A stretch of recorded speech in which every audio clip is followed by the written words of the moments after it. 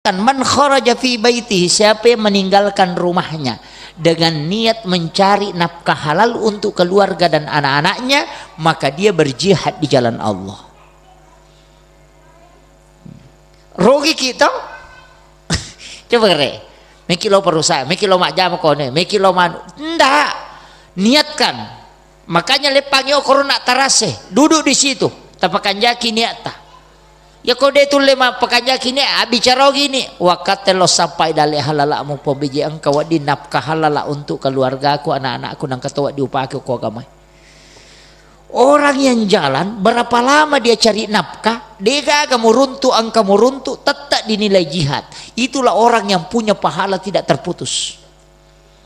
Yo pomiko makan melo kantor mak jam weje angka mati lolo pak kemajain rang. Itu kere.